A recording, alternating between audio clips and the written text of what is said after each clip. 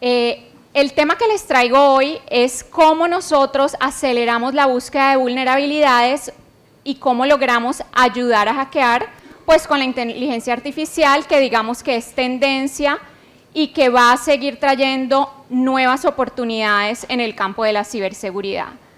Para las personas que no me conocen, María Tamayo, CMO de Fluid Attacks. Les dejo mis datos, mi LinkedIn, siempre me gusta hacer amigos, expandir la red, entonces aquí se los dejo por si me quieren agregar. Y vamos ahora a hablar sobre, pues, qué vamos a hablar en estos minutos que vamos a estar compartiendo. Lo primero es que vamos a hablar del problema al que se enfrenta Fluid Attacks. Nosotros somos una compañía de seguridad de aplicaciones, donde combinamos tecnología y también el talento de hackers para ayudar a las organizaciones a detectar y encontrar sus vulnerabilidades lo más pronto posible. Entonces, lo primero que vamos a ver es a qué problema nos enfrentamos como compañía, que termina siendo el problema de muchas organizaciones que crean tecnología. Luego vamos a hablar un poco del estado del arte de la detección automática con Machine Learning. Vamos también a hablar del modelo de inteligencia artificial o de Machine Learning en específico con el que nosotros trabajamos, cómo lo abordamos, qué uso le damos dentro de una compañía de seguridad ofensiva. Vamos a hablar un poco de las conclusiones, lo que estamos trabajando a futuro y por último, pues en caso de que hayan preguntas, estamos dispuestos a responderlas. Si por alguna razón hay una pregunta muy específica a la cual no puedo dar respuesta, al final tengo un código QR donde me la pueden hacer ahí y el lunes, primera hora, tendrán su respuesta en caso tal.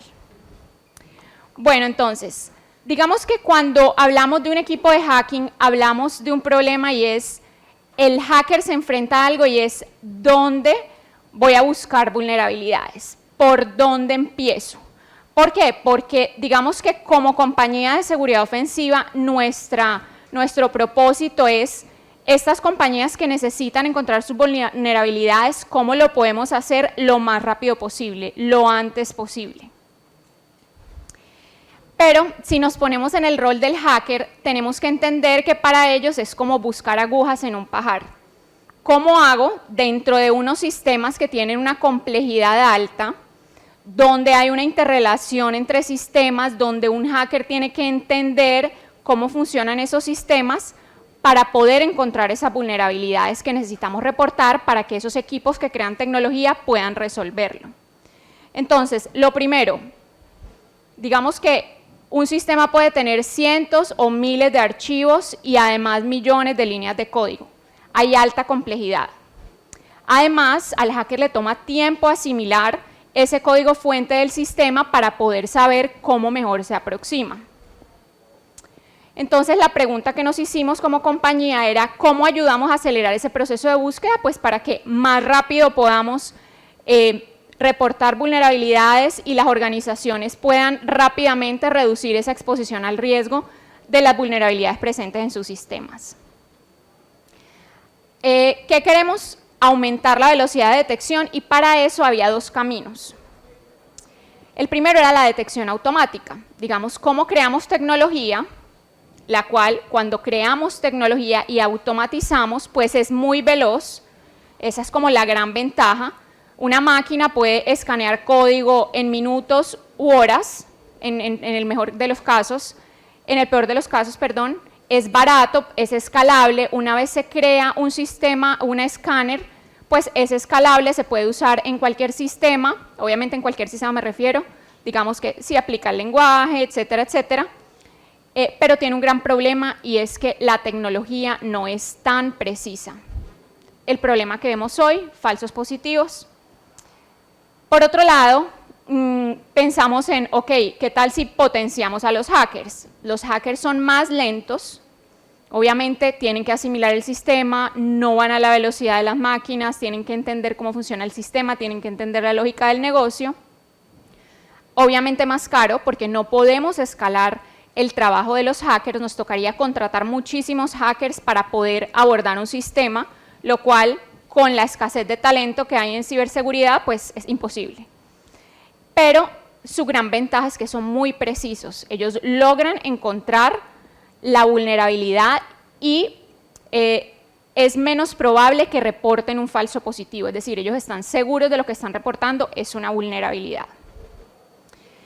Entonces dijimos, listo, vamos a ver el estado del arte de la detección automática usando Machine Learning para encontrar vulnerabilidades y miremos, pues, qué está pasando para ver si de esa manera podemos abordar ese problema. Y resulta que nos encontramos que hasta el momento lo que se ha encontrado en cuanto a modelos de búsqueda automatizada de vulnerabilidades, pues ha tenido ciertas ventajas y desventajas. La primera es que, por obvias razones, lo automático es veloz, pero al mismo tiempo reporta falsos positivos o reporta muchos más falsos positivos que un humano. El segundo, puede generar reportes automáticos muy rápidamente, pero aún más grave es que la complejidad de los sistemas hace que sea hoy casi imposible que un sistema pueda encontrar todo o que pueda encontrar más que un humano. Entonces, digamos que aún más grave que existan falsos positivos porque van a hacer perder tiempo a los equipos de desarrollo revisando qué es una vulnerabilidad o qué no, pues el problema es que no va a reportar todo y puede ser más grave, nos da una falsa sensación de seguridad, estamos expuestos al riesgo, no lo sabemos, entonces seguimos teniendo ese problema. Ahora, lo automático es fácil de configurar, pero no entiende la lógica del negocio. Hoy la tecnología aún no está preparada para entender la lógica del negocio de un sistema, para entender que esto es una sucursal de un banco y no una aplicación médica, que se puede hacer X cosa y no Y, y todavía no está al nivel para poder entender eso y hacer correlaciones. Baja inversión, como les comenté, escalable versus, digamos que hoy lo que reporta la tecnología, pues son unos vectores de ataque que son relativamente sencillos, no es capaz de correlacionar para encontrar vectores de ataque que sean complejos.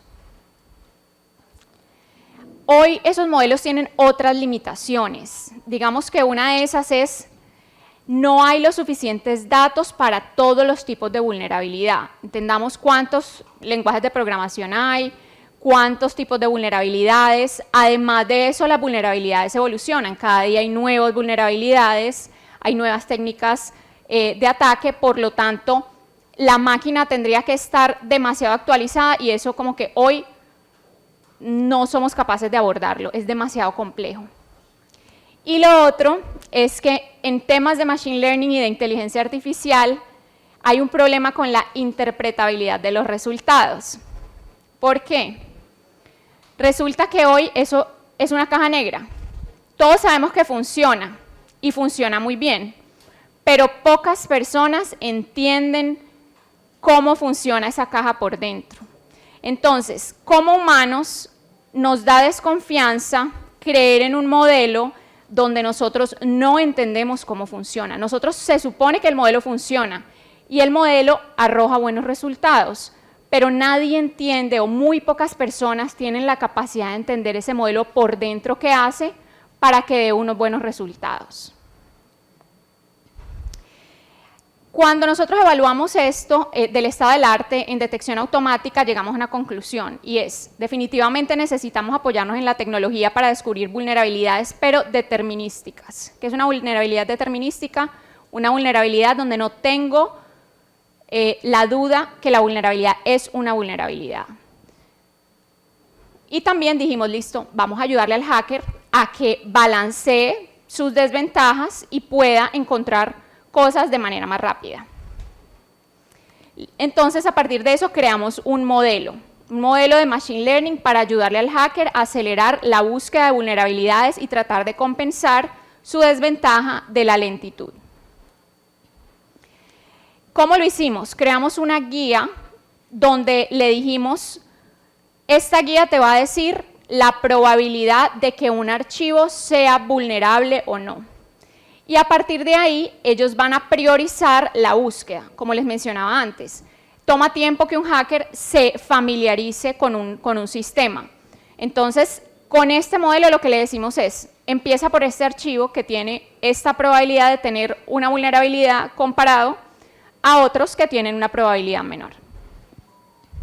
¿Cómo se ve esto? Digamos que se ve así. Entonces, digamos que los hackers cuando entran y están evaluando archivos para buscar vulnerabilidades, van a encontrar una tabla donde le va a ordenar los archivos con mayor probabilidad de tener una vulnerabilidad. ¿Qué hicimos? Como les comentaba, era muy difícil abordarlo porque hay múltiples lenguajes de programación y eso se nos hacía imposible porque pues cada compañía digamos que desarrolla con unos lenguajes preferidos, decididos, por lo tanto dijimos no, esto hay que abordarlo de una manera diferente. Claro, ya hay máquinas que son muy buenas detectando ciertos tipos de vulnerabilidades, pero como sabemos es ciertos tipos de vulnerabilidades, no todo. Para poder abordar el problema lo que dijimos fue olvidémonos de los lenguajes y no vamos a analizar código, para eso están los escáneres. Lo que vamos a hacer es que vamos a analizar hábitos de seguridad en el desarrollo, que no importe el lenguaje y que sea simple de implementar y de mantener, que tenga la menor complejidad posible. Y las métricas que nosotros establecimos para esto fue basado en el número de commits del archivo, el número de autores, entre más autores tenga ese archivo, puede que haya más riesgo. Lo que nosotros llamamos los commits trasnochados. ¿Qué quiere decir? Esos desarrolladores que a las 2 de la mañana están haciendo cambios en repositorios y en archivos, seguramente tienen más riesgo. Contribuyentes poco frecuentes. Si de vez en cuando por ahí entra un desarrollador que nunca le ha metido mano a ese archivo, eso es una alerta. Número de líneas, entre más líneas de código tenga el archivo, pues más probabilidad hay de que existan vulnerabilidades. Lo que llamamos commits arriesgados. ¿Qué quiere decir esto? Commits que tienen muchos deltas, muchos cambios, también es una alerta. Y la frecuencia de los commits. Entre más cambios, pues, mayor riesgo. Ahora, ¿cómo construimos este dataset? Para poder empezar a probar el modelo y ver qué no funcionaba. Lo primero es la plataforma donde nosotros reportamos las vulnerabilidades. Nosotros en la plataforma tenemos la lista de las vulnerabilidades y por el otro lado donde tenemos, podemos crear el label como el tag de ok, este archivo es o no es vulnerable. Y por el otro lado está el repositorio Git, donde podemos encontrar pues todas las características que les mencioné anteriormente. A partir de ahí construimos nuestro dataset y ese dataset lo dividimos en dos. Va a ser uno para el modelo, para las pruebas y otro pedacito de ese dataset lo vamos a dejar ya para la evaluación, para evaluar que efectivamente el modelo funciona.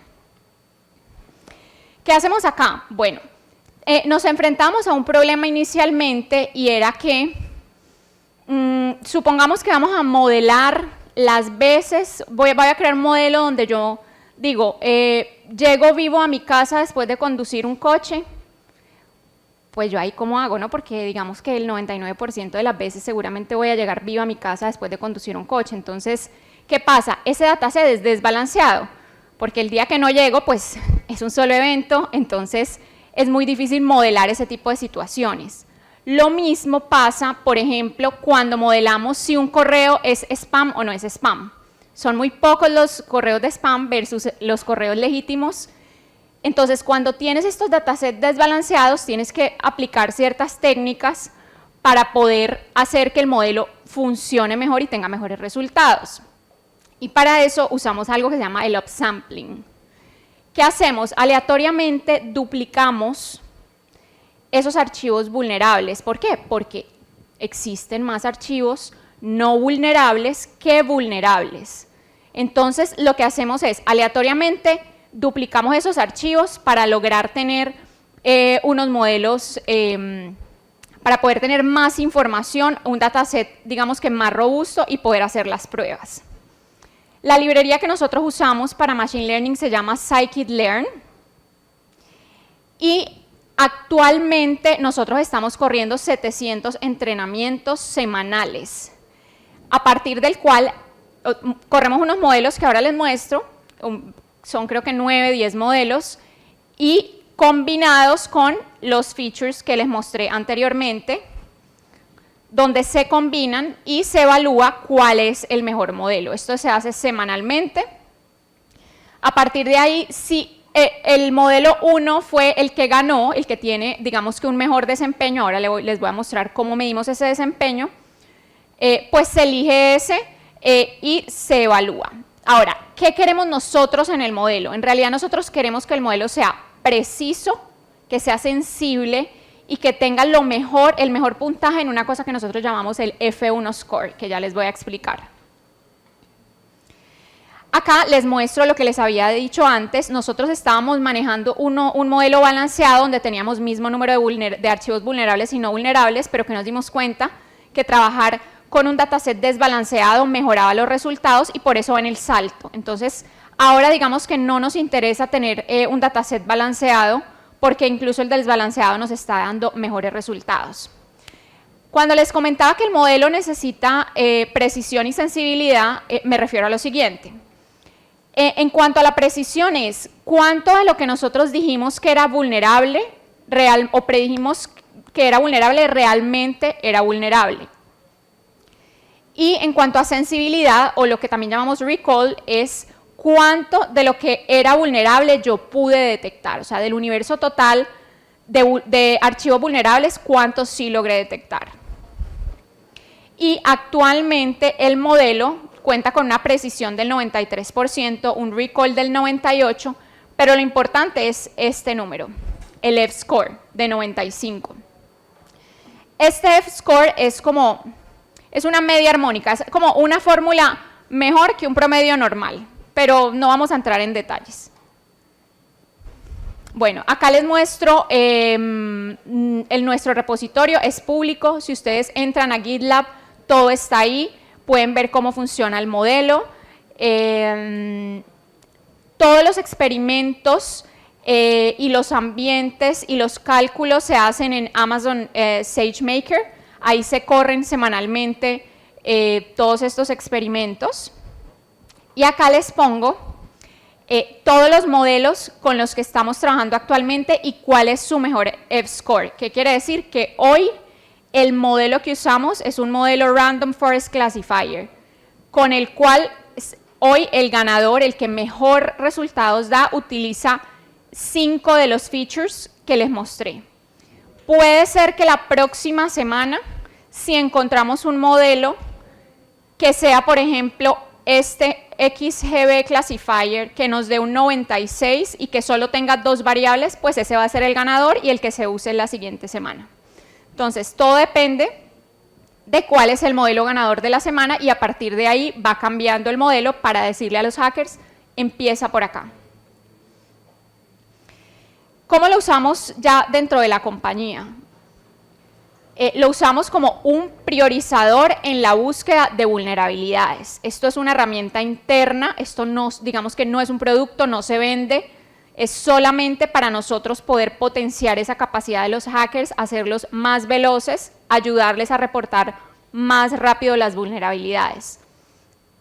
Y este modelo responde a la pregunta, ¿por dónde empiezo? Los hackers siempre es, ok, ¿por dónde empiezo? En vez de familiarizarme, obviamente, digamos que tienen que tener una noción del sistema, pero les ayuda a familiarizar, a rápidamente reportar vulnerabilidades.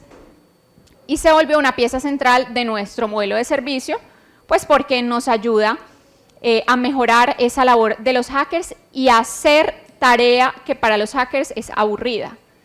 ¿Qué quiere decir? O sea, como que el mensaje acá es, podemos apoyarnos en esos modelos de Machine Learning y en herramientas de inteligencia artificial para ayudar a automatizar cosas que para las personas puedan ser aburridas, monótonas, operativas, y que su potencial se vaya y su talento en cosas que logran aportar valor de manera más rápida y que tengan un mayor impacto. Así se ve hoy el modelo en VS Code para los hackers. Ahí les muestra en qué prioridad debe tener. Así se ve en la plataforma. Y por último, las conclusiones que tenemos. Lo primero es que, digamos que hoy, no sabemos qué va a pasar en el futuro, digamos que todo se está moviendo muy rápido, pero hoy y por lo menos en los próximos años, la inteligencia artificial pues no va a poder vencer a la precisión del hacker. El hacker hoy todavía es más preciso que la máquina y aún con los modelos que hay, aún con ChatGPT, falta un camino para que sean mucho más precisos que un humano. La alternativa que vimos viable fue esta, listo, apoyémonos en la inteligencia artificial, pero para tratar de balancear esas desventajas de los humanos. Porque para la velocidad, para eso están los escáneres. También podemos trabajar paralelamente en esa vía de, ok, podemos seguir desarrollando métodos automáticos para que los escáneres sean más potentes, para que encuentren más tipos de vulnerabilidades, seguir desarrollando métodos, pero acá vamos a ayudar en la labor específica del hacker, que es donde existe mayor impacto. Automatizamos lo aburrido y lo repetitivo. No analizamos código, como lo mencioné, analizamos estilos de desarrollo, hábitos seguros de desarrollo y que sea fácil en su uso, en su mantenimiento, modelos que el equipo entienda, que las personas puedan entender, sin que solamente haya por allá un matemático con máster en quién sabe qué, que es el único que va a entender de lo que está hablando, sino que digamos que el equipo en general de desarrolladores, de economistas, también de matemáticos o personas que no necesariamente estén en un área técnica puedan entender su uso y su implementación. Ahora, digamos que el modelo en sí tiene unas limitaciones a las que nos vemos enfrentados, pues porque digamos que estamos tratando de responder una pregunta en específico. Este modelo solo sirve en archivos donde no se han reportado vulnerabilidades. ¿Qué pasa si hay un archivo que ya se encontró una vulnerabilidad? Digamos que ese es un problema diferente al que nos enfrentamos como compañía de AppSec y que hoy ya trabajamos en eso, pero de manera diferente, y eso es con probabilidad condicionada. ¿Qué quiere decir? Creo que varios acá habremos visto, no sé, programas, presentaciones, donde nos dicen, si vas al supermercado y compras cerveza, entonces tienes más probabilidad de comprar, no sé, carne para un asado. O que decían, los padres de familia, si compran cerveza, compran pañales, ¿sí? Asimismo, estamos tratando de abordar esos problemas para archivos donde ya se han reportado vulnerabilidades. Entonces, nosotros lo hacemos a través de reglas de asociación. Es decir, si ya hay un reporte de una vulnerabilidad de cierto tipo en un archivo, hay una probabilidad X de que exista una vulnerabilidad de tipo Y también en ese archivo. Y eso es un trabajo paralelo que hacemos, pero no lo manejamos dentro de este modelo, porque digamos que responde a problemas diferentes. Hay otro gran problema acá y es que es más grave que yo apunte un archivo no vulnerable o que deje de apuntar a uno que es vulnerable. Si yo le digo al hacker, no, ese tiene una probabilidad bajísima o tiene una probabilidad 0, el modelo me dijo que tiene probabilidad 0, es mucho más grave a que yo le diga, oye, este archivo tiene 92% de probabilidad de ser vulnerable y no lo era. Hoy para nosotros es más grave que el modelo saque y diga que tiene 0, porque obviamente pues el hacker no lo va a priorizar inicialmente, le va a dar más importancia al otro y también sabemos que tenemos que trabajar en solucionar ese problema. Igual, recuerden, el F1 score del modelo hoy está en 95, es bastante preciso, pero puede suceder. Bueno, y hemos llegado a la sección de preguntas, en caso de que tengamos preguntas.